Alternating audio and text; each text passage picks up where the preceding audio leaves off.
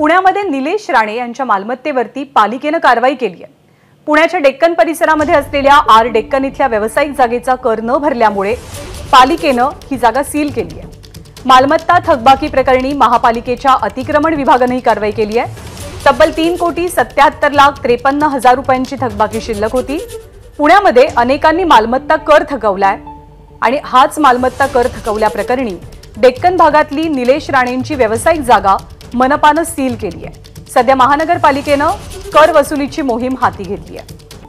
पुण्यामध्ये डेक्कन परिसरात निलेश राणेंची मालमत्ता आहे। नारायण राणेंचे सुपुत्र आहेत निलेश राणे आणि त्यांच्याच मालमत्तेवरती जागेचा कर न भरल्यामुळे पालिकेने कारवाई करत संबंधित जागा सील केली आहे। सध्या महानगरपालिका थकीत मालमत्ता कराप्रकरणी कारवाई करते आणि मालमत्ता महापालिकेच्या अतिक्रमण विभागाने ही कारवाई केली आहे।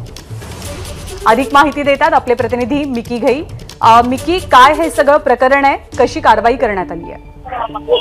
जर आपण बघितलं तर महानगरपालिकेकडून गेले काही दिवस अशा पद्धतीने कारवाया सुरू आहेत। या ठिकाणी कोट्यवधी लाखो रुपयांची जे कर थकीत आहेत त्यांच्यावर अशी ही कारवाई केली जाते। खरं तर यांना नोटीस देखील पाठवण्यात येते सुरुवातीला आणि त्याच्यानंतर ही कारवाई केली जाते।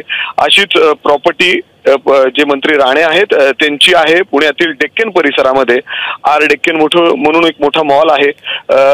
रेंटवर अनेक वेगवेगळी दुकानं त्या ठिकाणी आहेत। मात्र जवळपास 70 लाखाहून अधिक गेले काही वर्ष याचं जे कर आहे ते थकलेलं आहे। सातत्याने पत्रव्यवहार करून देखील त्यांनी हे जे कर आहे ते टॅक्स आहे ते भरलेलं नाही आणि त्यामुळं महानगरपालिकेचे अधिकारी त्या ठिकाणी पोहोचले आणि थेट त्यांनी त्या ठिकाणी त्या प्रॉपर्टीला सील देखील लावलेला आहे। अशा पद्धतीने थेट मंत्री जे राणे आहेत नितेश राणे त्यांची ही प्रॉपर्टी आहे त्याच्यावर ही कारवाई करण्यात आलेली आहे आणि पुणे महानगरपालिकेचे जे अधिकारी आहेत स्वतः वरिष्ठ अधिकारी त्या ठिकाणी पोहोचलेले होते। एवढंच काय तर त्यांनी ऑनलाईन देखील ही रक्कम जी आहे ती रिफ्लेक्ट करती आहे।